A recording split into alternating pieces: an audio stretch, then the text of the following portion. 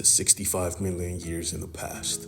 Hitgirl used the chrononauts technology to travel through time to escape death, only to fall at the feet of the Emperor of the known universe. How will she escape this? With luck. First lucky shot was when she was saved from a dinosaur chopping her head off clean. Guess who saved her? For those of you who've been rocking with my channel, you know this character. You know this cocky lady we call the princess.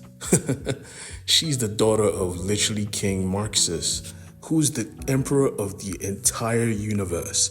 65 million years in the past, apparently an alien race had conquered Earth and the known universe, and he was the king, and he was strong. But that also meant his daughter was strong too. She was well trained, and she had his genes, but Hitgirl was deadly as well. Holding blasters to both of each other's faces, Hitgirl was confused. If this is 65 million years in the past, how come you're speaking English? The princess pointed out that she's using a universal translator before instantly Hitgirl is shot at the back. Dick move. We see the person who shot her was Dane, the queen's personal bodyguard, who's tasked with protecting the princess on this very important hunt.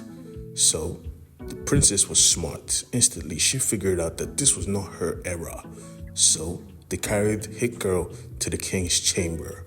The emperor currently was vetting his new enforcer.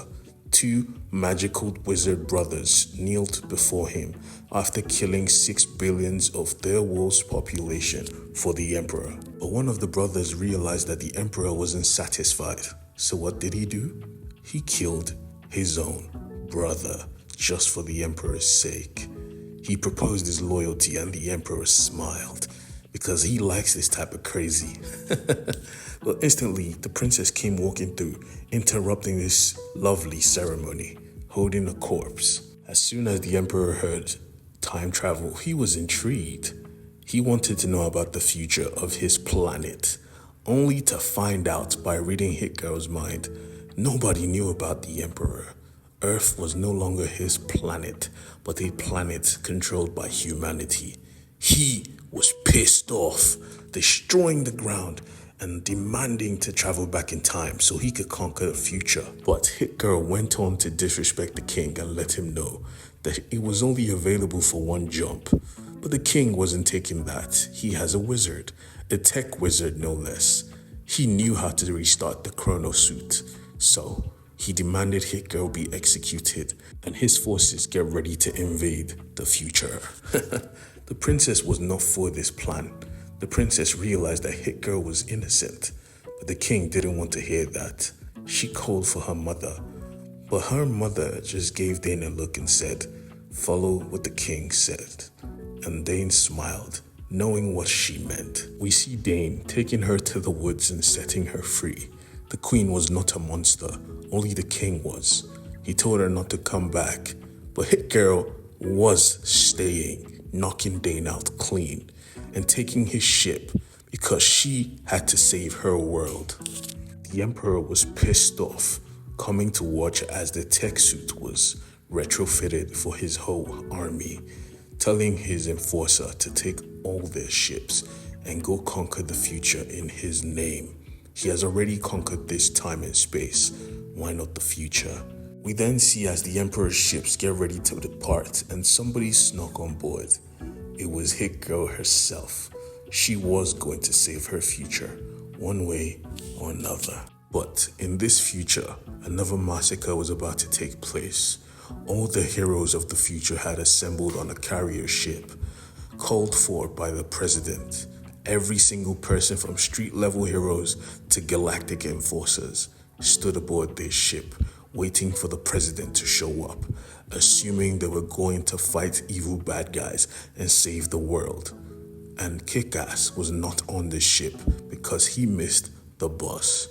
That missing of the bus saved his life, because on that ship, someone was awaiting every single hero, someone who enjoyed killing heroes.